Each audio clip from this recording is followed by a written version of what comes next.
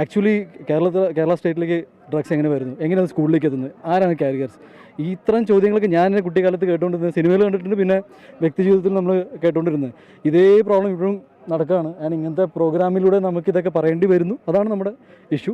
But I really hope that ഇന്ന് ഇതൊക്കെ tackle ചെയ്യുന്ന അതോറിറ്റീസ് ആണെങ്കിലും ഓവർ ഇറ്റ് ഈസ് സ്കൂൾ ലെവലിലാണെങ്കിലും വീട്ടിലാണെങ്കിലും കുറച്ചും കൂടി കെയർഫുള്ളായിട്ട്, because drugs is a very dangerous thing. എന്ന് വെച്ചാൽ അല്ല, സിനിമ മേഖലയിൽ മാത്രം എന്ന് പറയാൻ പറ്റില്ല. ദാറ്റ് ഈസ് സിനിമ എപ്പോഴും പറയുമ്പോൾ എന്താ പറയുക, ഒരു സോഫ്റ്റ് ടാർഗറ്റാണ് പറയുമ്പോൾ, അല്ലെങ്കിൽ അതിനെക്കുറിച്ച് ഇപ്പോൾ നിങ്ങളെ തന്നെ ലിങ്ക് ആയിട്ട് വെക്കുമ്പോൾ ആൾക്കാർക്ക് വായിക്കാനും സംസാരിക്കാനും കൂടുതൽ ട്രാക്ഷൻ കിട്ടുന്ന ഒരു ഏരിയ ആയതുകൊണ്ടാണ്. അല്ലെങ്കിൽ കുറച്ചും കൂടി ഒരു പബ്ലിക് ഫിഗറിലേക്ക് അത് പോകുമ്പോൾ ഉണ്ടാകുന്നത്. മോർ ദാൻ 30,000 കേസസ് വരുമ്പോൾ ചിലപ്പോൾ 9 കേസായിരിക്കും ഈ പറയുന്ന വളരെ പോപ്പുലറായ ആൾക്കാർ ഇൻവോൾവ് ആവുന്നത്. പക്ഷേ വാട്ട് അബൌട്ട് ദി 25,000 എക്സ്ട്രാ? അപ്പോൾ പ്രോബ്ലം എല്ലാ ഇൻഡസ്ട്രിയിലും ഉണ്ട്, എല്ലാ സ്ഥലത്തും ഉണ്ട്. News value may be I think സിനിമയ്ക്ക്. സോറി, ഓക്കെ, ഇനി അടുത്ത കളിയിലേക്ക് കാണാം. കേട്ടില്ല. ഓ, നല്ല കാര്യമാണ്. Good, very good. അല്ല, ഞാൻ അതിനെക്കുറിച്ചാണല്ലോ പറഞ്ഞത്. ആ ഇഷ്യൂ വേറെ, ഈ ഇഷ്യൂ വേറെ.